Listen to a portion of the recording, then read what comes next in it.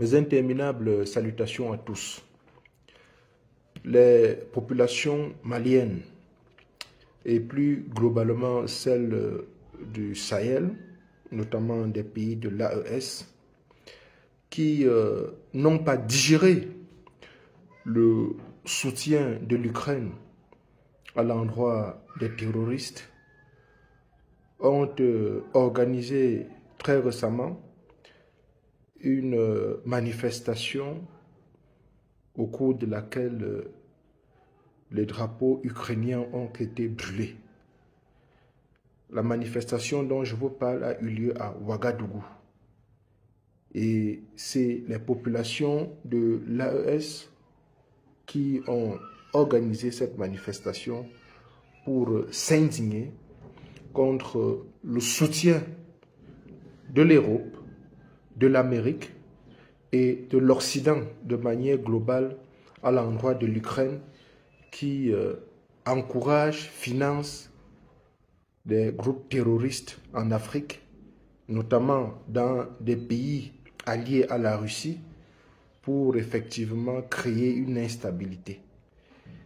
L'exemple le plus récent que vous connaissez tous est celui de l'attaque de Tinzaouaten qui a causé la mort à de nombreux soldats maliens et leurs partenaires russes.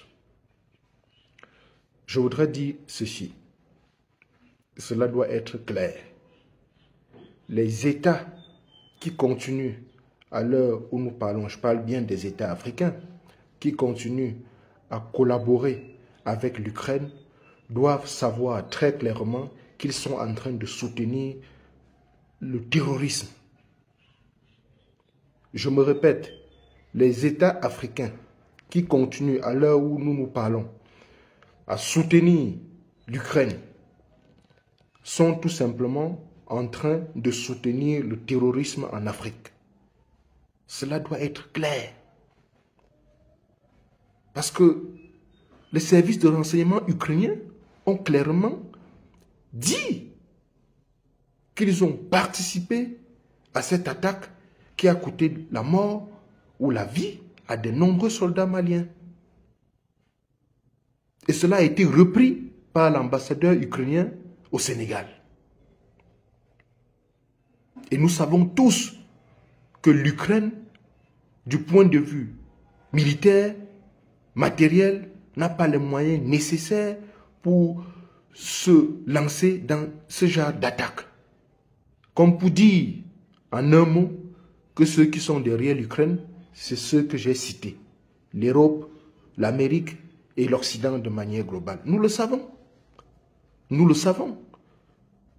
C'est pour cela que nous disons que les États africains qui continuent à soutenir l'Ukraine dans son élan doivent tout simplement comprendre qu'ils sont en train de soutenir le terrorisme sur le sol africain.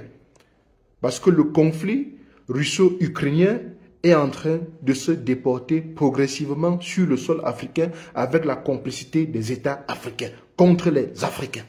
Cela doit être clair. Et nous connaissons des pays, à l'heure où je vous parle, qui soutiennent cela. Qui soutiennent cela. Donc c'est un appel que je lance à l'endroit des dirigeants africains qui seraient tentés ou qui entretiennent des relations incestueuses avec l'Ukraine. Ils doivent comprendre que cela ne joue pas en faveur de l'Afrique. C'est un message clair qui doit être partagé. Et nous allons veiller en tant que souverainistes, en tant qu'indépendantistes, en tant que panafricanistes, leaders d'opinion, à ce que cette propagande qui est en train de monter en puissance s'arrête. Et elle doit s'arrêter. C'est un défi que nous nous sommes lancés. Nous ne voudrons pas nous mêler à des affaires qui ne nous concernent pas. C'est aussi clair. Et les chefs d'État africains qui continuent à soutenir la montée de ce terrorisme en Afrique en soutenant l'Ukraine doivent se tenir en garde.